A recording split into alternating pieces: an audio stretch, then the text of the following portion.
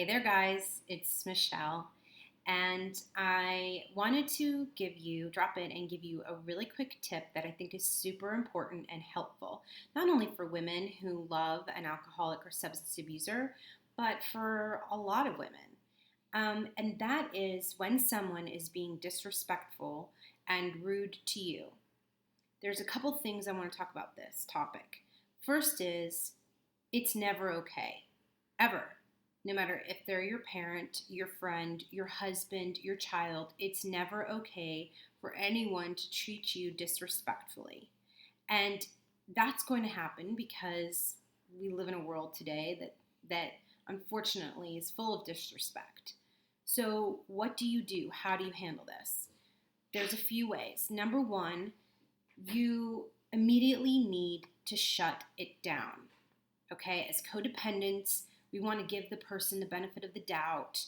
We tend to take ownership of their projection of junk that they're trying to put on us.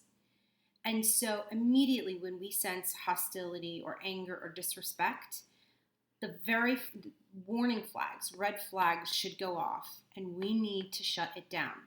So, what does that look like? It looks like I've said this before, but walking out of the room, gathering your keys, hanging up the phone. If none of those are options for you, or even if they are, the way that you deliver that message, the way that you communicate to the person who is being disrespectful, does not need to be loud and aggressive and assertive. And sometimes I feel like we get in the habit of that. We think that that's strength. You know, the louder, the better, the more we'll fight back. But for me, and what I found in a lot of other women, the most powerful thing you can do to fight back or establish your boundaries and communicate them is to be quiet, actually. Not closed mouth, but to be quiet in the way you deliver your boundary. So it can be as simple as, I'm sorry, I just don't wish to be talked to like that.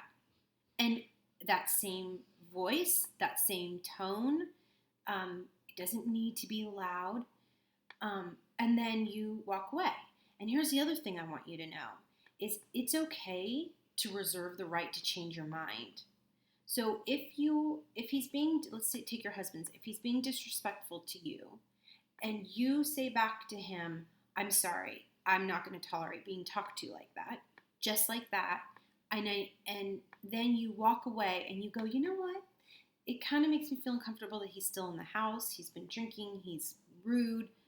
Then you get to change your mind and go back, circle back around to him and go, you know what? I'm sorry, but I think I need you to leave the house right now. Not a big deal. And what you're doing is you are doing two things. One is you're not taking the guilt or any kind of ownership for his bad mood. You're establishing boundaries, so that's two things. You're doing self-care, which is three. You're actually getting stronger. So there's four. That's many benefits. But also, you're teaching him how to treat you. And you are putting this disease in its place. I think a lot of times the alcoholic or substance abuser, the man, feels so out of control with the disease that they're actually grateful when someone comes in and says, no, this ain't going down in my house. They need that. That's healthy for them. That's not being unkind or unfun or no fair, even though the disease might tell you that. That the man inside the disease, the true guy, he's probably going very quietly, and you probably won't hear it, but going, thank God, because I don't have a clue. I can't control this. And I'm so grateful that someone came in and drew a line for me.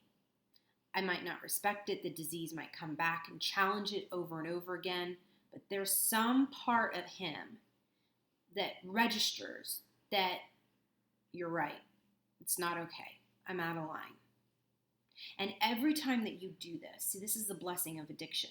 Every time that you do this, the addiction is going to get smaller and smaller, and you are going to get stronger and stronger.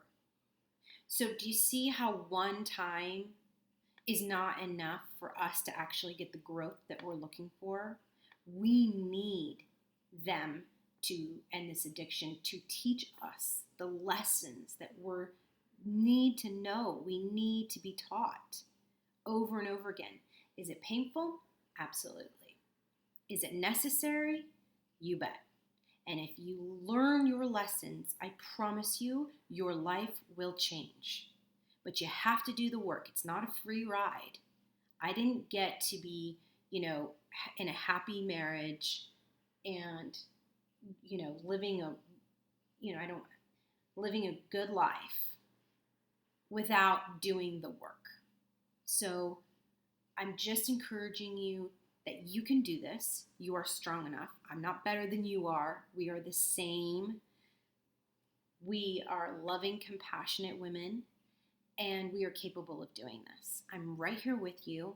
Leave me any questions or comments down below. I love hearing your feedback, and I love you guys. And also, one more thing. I just signed up this morning to go to an event in New York City called She Recovers. It's primarily for women and about sober women. But if any of you are in the New York area or any of you are interested in coming to the event, it's kind of expensive. But I would love to meet you and hang out with you and see you. So you can check out more information at She Recovers. I think it's sherecovers.co or sherecovers.ca. But anyways, regardless, I'd love to see you there. So check it out. Google it. Okay, I'll talk to you later, guys. Bye.